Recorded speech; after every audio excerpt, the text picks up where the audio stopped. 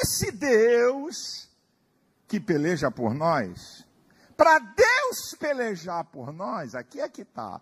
Bom você saber como é que é o Senhor que peleja por você. Agora, o Deus que peleja por nós, para Ele pelejar por nós, nós temos que obedecer a princípios e regras que Ele estabeleceu. É esse que é o problema do povo de Deus. Ele pega um texto, isola um texto, declara a vitória e acha que está acabado. Deus trabalha com princípios e regras. De fato, Deus quer pelejar por mim. De fato, Deus quer pelejar por você. A questão é saber se eu e você queremos nos submeter às condições de Deus, para Ele pelejar por nós. Não adianta a frase de efeito. Então, entenda isso aqui que eu vou te falar. Isso aqui é muito importante para você entender. Para Deus pelejar por você, parece que é óbvio, mas é uma verdade. Você tem que crer que Deus está com você na peleja. Porque se você não crê que Deus está com você na peleja, como é que Deus vai pelejar por você? Eu sei lá, será que Deus está nesse negócio? Será que Deus está aqui para me ajudar? Davi era incrível. Em 2 Samuel 22, versículo 29 e 30, ele vai dizer uma coisa. O Senhor é a minha candeia, Ele que esclarece as minhas trevas. Contigo eu passo no meio de um esquadrão e com meu Deus eu salto muralhas. Então Davi tinha convicção plena e confiança que ele não estava sozinho em batalha nenhuma. Ele acreditava que Deus estava com ele. Você sabe que sem fé é impossível agradar a Deus. Você sabe que essa é a vitória que vence o mundo, a nossa fé. Não tem nenhuma outra possibilidade para Deus pelejar por você, se você não acreditar que Ele está com você e que Ele tem poder de agir nessa peleja que você está envolvido. Em segundo lugar, se você quer que Deus peleja por você, então deixa eu te perguntar, você está obedecendo a direção que Deus está te dando para essa peleja? A obediência, já ensinei para vocês, é o mais importante princípio da Bíblia. Está antes da criação do universo. Os anjos no céu já obedeciam a Deus. Salmo 103, versículo 20. Está lá dizendo, né? Que os anjos magníficos em poder, que obedecem às ordens de Deus. Bendizei anjos seus, magnífico em poder, que obedeceis o poder da sua palavra, antes da criação do mundo. A obediência já foi estabelecida no estado de inocência, onde não havia pecado. Deus estabeleceu aqui, não come da árvore do fruto do bem e do mal, porque o dia que comer você vai morrer. Já tinha um princípio de obediência. Uma única regra para o homem reconhecer a autoridade. O maior exemplo de obediência na Bíblia é Cristo. É um divisor de água na história. Que ele foi obediente até morte, morte de cruz. No céu vai ter obediência, porque diz Apocalipse 1,6 que ele fez reis e sacerdotes. Então, se tem função, tem princípio de autoridade. Vai ter obediência no céu. É um princípio que nunca vai acabar. Você está obedecendo? Agora vamos aqui para o texto. Versículo 14. O Senhor pelejará por vós. Acalmem-se. Agora toma aqui a regra. A partir do versículo 15 tem a regra. Para o Senhor pelejar por eles. Diga ao povo que marche. Porque estão orando. Agora está na hora de agir. Primeira regra. Manda marchar. Depois. Usa a autoridade que está nas tuas mãos, a vara, toca no mar para o mar abrir. Segunda regra. Terceira, manda o povo passar. Quarta regra, passou todo mundo, pega a vara e toca no mar, que ele vai fechar e as águas vão vir sobre os egípcios. Tem regra. Se você isolar o versículo 14, o Senhor pelejará por vós, acalme-se. Roda até o pé. Os irmãos do manto, né? Até dão rodopio, mas tem regra. Você está obedecendo às regras do Senhor para Ele pelejar por você? Terceiro, se você quer que esse Deus peleje por você, uma perguntinha básica. você tem consultado a Deus para entrar nessa peleja? Ou como lidar com essa peleja? Como é que é isso? Você consulta a Deus? Ou você age por lógica, por instinto, por sentimento, por opinião dos outros? Como é que é? Vamos para Davi? Davi era o cara. A gente lê a história desse camarada, é incrível. Olha como Davi consultava a Deus. Quando ele ainda não era rei e estava sendo perseguido implacavelmente por Saul. Davi escuta a notícia que esquadrões dos filisteus invadiram a cidade de Keila. Davi vai consultar o Senhor. Subirei até Keila para livrar dos filisteus? Consulta a Deus. Deus disse assim, sobe. Aí os homens estavam dizendo assim, não dá para ir não. Aqui onde nós temos medo deles, imagina lá. Davi vai e consulta de novo. Versículo 2, versículo 3, versículo 4, versículo 1, o que eu estou contando para você, de 1 Samuel 23. Aí Davi consulta de novo o Senhor. Senhor, porque ele sozinho não podia guerrear, os caras estavam com medo, então ele foi de novo. Senhor, subirei eu para pelejar contra os filisteus em Keila? Sobe. E aí o exército vem, e ele derrota os esquadrões dos filisteus. Aí vai acontecer um outro fato. Vem a notícia. Saul reuniu todo o exército para vir contra Keila. Aí você vai do versículo 8 ao 13 do capítulo 23 de Samuel. Aí olha que coisa incrível. Aí Davi vai consultar ao Senhor. Senhor, Saul está vindo contra Keila? Deus disse para ele, tá. O povo de Keila vai me entregar na mão de Saul?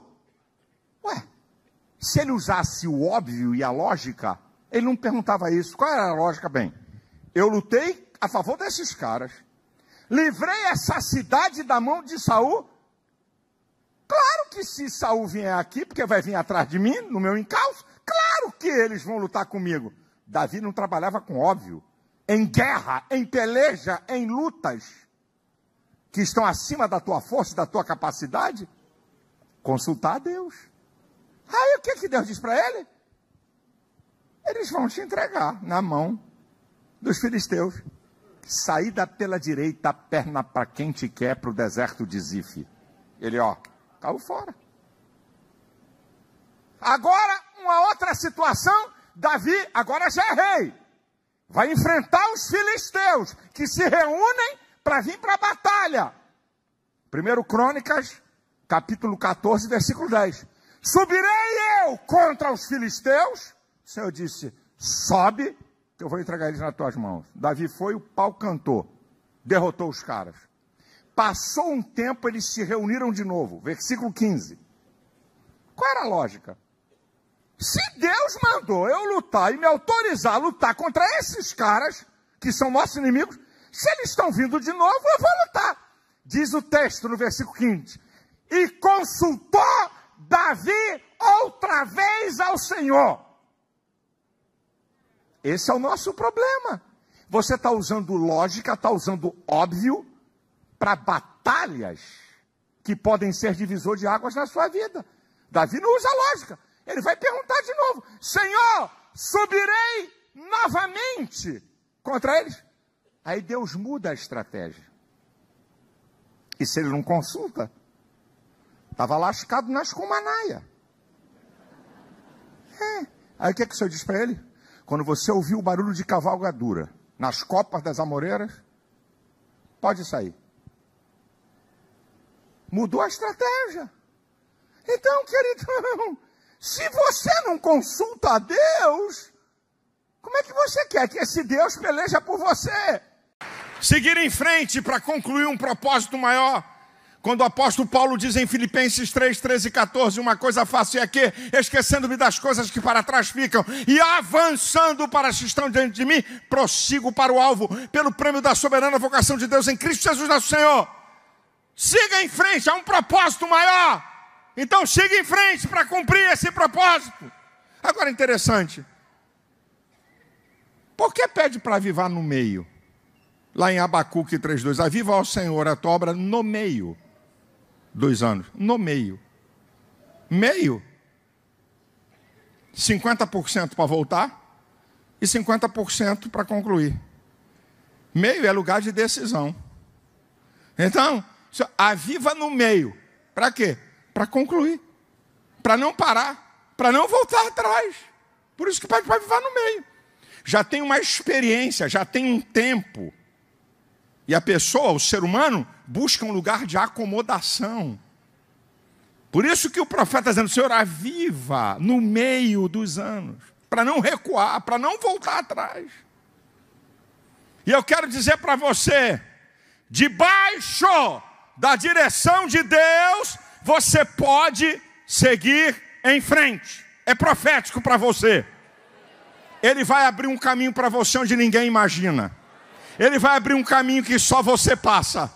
Ele abriu o mar, ninguém imaginava que ele podia abrir o mar. Nem o povo de Israel, nem os egípcios. Só Israel passou a pé enxuto. O caminho que Deus abre para você, inimigo não passa. O caminho que Deus abre para você, quem quer impedir a tua trajetória não entra. Só você vai entrar. É profético para a tua vida. Deus está mandando você seguir em frente. Não tenha medo de homem, não tenha medo de situação, não tenha medo de adversário, não tenha medo de luta, nem tampouco da sua limitação. Siga em frente. Ele vai te dar a vitória.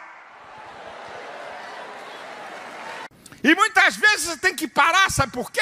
O que está fazendo? Para você dar prioridade para uma outra área. Escuta o que eu estou dizendo aqui para você. Você está aqui numa prioridade tua, aqui fazendo um monte de coisa, mas tem uma outra área que apareceu uma deficiência. Pare. Posso contar aqui o exemplo aqui, a minha querida que está aqui na minha frente. Eu era evangelista, eu tinha uma regra como evangelista. 5 dias fora no máximo. Eu não ficava fora da minha casa mais do que 5 dias. O limite máximo era 5 dias. Tinha que voltar à base. Uma outra regra minha, um final de semana fora e outro final de semana tinha que estar na minha casa e na igreja, que eu era evangelista, aqui na Assembleia de Deus da Penha. Então, um final de semana fora, o outro... Então eram regras minhas. Minhas regras. Mas o pau cantava. Eu cheguei a pregar 90 vezes em 70 dias. Pergunta aí a pregador para fazer a continha. Eu preguei muitos dias mais de uma vez, sem parar. Não? Então eu fazia agenda, pregar fora, pregar no estado do Rio, porque aí eu não estava fora, não precisava dormir em hotel. Pau quebrando. Eu chego em São Paulo para pregar na igreja do Jabes, né? Dou entrada em hotel, tal, papapá, estou me preparando para pregar, para poder ir para a igreja, 5:30 da tarde, 6 horas, o culto da vitória, anunciado em televisão, o culto dava gente, voltava gente, era um rolo santo. O telefone toca para mim e diz, sua esposa está passando mal. Hã? Sua esposa está passando mal. É mesmo? Ok, estou indo. Muda a passagem, vai pagar multa, não sei o quê. Jabes, estou voltando. A Elisete não está bem, estou voltando agora. Tá? Te vira aí, arruma alguém para pregar. Aí, eu tive que parar 20 dias. Parar tudo, parar. Sabe o que é parar? Parar. Eu com uma agenda grande, aí tive que ir ligando para pastores. Eu vou justificar na televisão, eu tenho que cuidar aqui da minha esposa, porque ela está doente e ela é minha prioridade. Parei 20 dias e eu digo, Jesus, tem misericórdia, como é que eu vou pagar essas contas? E eu não tinha continha de miúdo, não, era conta grande, como eu falei, de televisão. Mas parei! Por quê? Porque tinha uma outra prioridade. Tinha que parar o que estava fazendo para priorizar. Você não aprendeu a priorizar a tua mulher, não, ô marmanjo? Não aprendeu a priorizar teu marido? Ou priorizar um filho que está numa crise? Ou uma filha? Ou uma área da tua vida que você tem que priorizar, tem que parar o que está fazendo para priorizar uma outra área. Parar também significa submissão e obediência a Deus. Para em Piairote. Como é que é? Voltei atrás, ainda tem que parar no beco sem saída. É, para aí. Fica aí. Agora vamos para o Novo Testamento. Em Lucas 24, 49, o Senhor disse: ficai em Jerusalém até que do alto sejais revestidos de poder. Mandou parar em Jerusalém os discípulos. Aí você vai para Atos capítulo 1, versículo 3 e 4, do capítulo 1, Jesus durante 40 dias, Jesus ressurreto, durante 40 dias aparece para seus discípulos e afirma para eles: fiquem aí em Jerusalém até que a promessa venha do alto. Aí você vai para o versículo 13 e 14 de Atos 1. 40 dias, Pentateuco, ou Pentecoste, 50 dias. Então, diz lá no texto que eles foram para o cenáculo, Jesus é assunto aos céus, 10 dias parados no cenáculo, orando, jejuando e buscando a Deus. 10 dias. Ficaram 10 dias parados, até que do alto seja revestido de poder. Obediência. Não sai de Jerusalém, não. Antes da sua morte, Jesus já tinha avisado ele: ninguém sai de Jerusalém. Fica lá em Jerusalém. Depois Jesus, de ressurreto, avisa de novo: fique aí, até que do alto seja revestido de poder. Jesus é assunto dos céus, eles vão para o cenáculo, para orar, para buscar a Deus. 10 dias. E aí diz lá, Atos capítulo 2, e de repente, um vento veemente e impetuoso, um som, e aí a promessa se manifesta, o batismo com o Espírito Santo, a descida do Espírito Santo. Obediência. Nós temos que aprender, irmão, não é obedecer à lógica humana, é obedecer à voz de Deus. É obedecer à vontade de Deus, que contraria a lógica, e que Deus faz coisas para nos treinar. Para aí, fica aí, mas fica aí, mas foi Deus que falou, então fica. Foi Deus que mandou, fica. O que está questionando? Está aqui, eu estou te mostrando, não estou inventando nada. Parar também significa uma coisa: pare, para você ver Deus agir. Muitas vezes Deus quer que você pare, para você ver Ele agir nessa questão, agir nesse problema. Lá o caso de Josafá, segundo Crônicas 20, 17. Parai, estai de pé e vede o livramento do Senhor. Tem muita gente aí, não vai dar para vocês não. Com a lógica não vai dar. Com a força de homem não vai dar. Moabitas, amonitas da montanha de Seir. Gente como a areia do mar contra Josafá e Judá. Os caras tremeram. Vai dar zebra. Aí um profeta levanta e diz ali: olha, parai, estai de pé e vede o livramento do Senhor. Deus está dizendo aqui para alguém: ei, para aí.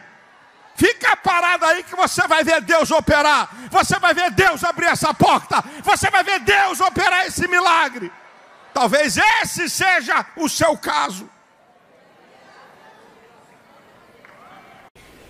Eu estou dando só mais dicasinha para vocês aqui de leve. Essa aqui é muito interessante, 4. Use sua boca para maldizer, ofender, machucar as pessoas. Usa. Não abre a Bíblia agora não, mas depois tu lê com calma Provérbios capítulo 10. Diz que a boca do tolo, capítulo 10, versículo 10 de Provérbios, será transtornada. No versículo 14 diz que a boca do tolo é destruição. No versículo 31 diz que a boca perversa será desarraigada da terra. Lucas capítulo 6, versículo 45 diz: a boca fala o que o coração está cheio. É o que está aqui dentro de você. Você ataca todo mundo? Não é por causa das pessoas, é por tua causa. Você está insatisfeito com você mesmo, você está cheio de problemas com você mesmo, então você joga couro, come em cima dos outros. Agora, Jesus falou em Mateus capítulo 12, versículo 36 e 37, que nós vamos dar contas a Deus de todas as palavras que falarmos. Pelas suas palavras você vai ser condenado e pelas suas palavras você vai ser justificado. Não é por uma frase. Deus vai pedir conta por cada palavra. Tiago capítulo 3 diz que a língua é inflamada pelo inferno. Ela pode transtornar qualquer coisa. Tem pessoas marcadas na sua história por fala de pai, por fala de mãe, por fala de irmão, até por fala de pastor. Pessoas que têm a vida travada por algo que foi falado e que foi lá no centro das suas emoções. E você está travado na vida por palavras ruins. Se os pais entendessem isso, e se os maridos entendessem esse negócio... Deixa eu falar para a minha classe, os machos. O homem é engraçado, o homem pensa que a mulher reage como ele. Meu filho, eu vou te mostrar só uma diferençazinha para tu entender o ciclo menstrual de uma mulher. Em 28 dias a mulher muda 4 vezes de humor. E você acha que ela é igual a você? Em 28 dias, as 4 estações do ano estão na mulher. Quando está no período da menstruação, é inverno. Dependendo da mulher, fica enjoada, tem dor de cabeça, tem ojeriza homem, sabe? Fica revoltada com o vento, com a água. Qualquer palavra tua parece que é Satanás falando. Não, é o marido. Isso é um momento. Não é? Isso é um momento. É o inverno da mulher. Olha só, em 28 dias a mulher tem um ciclo de 4 estações.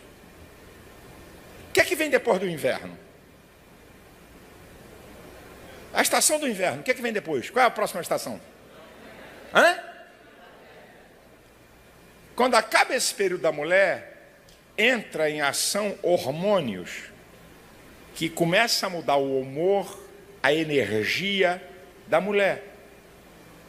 Depois do verão vem o quê? Vamos? Verão. Depois da primavera, o que é que vem? Verão. Verão. Ela está na toda. Os hormônios estão na toda. Tudo é bom, tudo é legal, sabe? Aí depois vem o outono. Entram outros hormônios que vão diminuindo esse ímpeto, esses desejos. E o homem pensa que a mulher é igual a ele. Só nisso aqui para te mostrar a diferença. Mas deixa eu te mostrar uma outra diferença. O que a mulher fala para um homem, coisas simples, bobalhão. Deixa de ser manel, bobalhão. Entra num ouvido e sai no outro. Tudo que você falar para uma mulher tem 2 caminhos. Entra no ouvido, ok? Vai ao coração e sai pelo outro ouvido, mas passa pelo coração. Segundo, entra pelo ouvido e fica no coração. A mulher chamar um homem de bobo, tô nem aí, tô nem aí, tô nem aí. Mas um cara dizer, tu é chata, tu é uma boba. Ai. Olha o que ele está falando de mim. Porque a mulher é mais emotiva. Então cuidado com o que você fala. O cara agride a mulher o dia inteiro, chega de noite. Só love, só love. Essa mulher está fria. Não, ô lerdo. É tu que está falando bobagem. Mas também tem gente que pensa, não, é homem, pode largar o que quiser. Você também está enganada, querida. A Bíblia diz que a mulher sábia edifica a sua casa. Está mostrando que a mulher é uma base. Uma mulher desestabiliza um homem também. Está vendo? Só faz besteira, nunca dá certo. O marido de fulana de tal é de sucesso. Aqui, ó, a lerdo que está aqui em casa. Aqui. Tá com pena? Quer levar para você? Faça isso não, filho. A tua palavra produz uma coisa no machão chamada insegurança. Insegurança. E também gostaria de dizer uma outra coisa. Eu sei que aqui não tem criança, não vai nem entender. Aqui é tudo adulto. Pode ter gente que não é casada, mas vai aprendendo. Minha filha, Se você desestabiliza um homem emocionalmente, aprenda. Tu não vai ver virilidade nesse cara. Porque aquilo que afeta o emocional do homem, afeta exatamente isso que tu está pensando.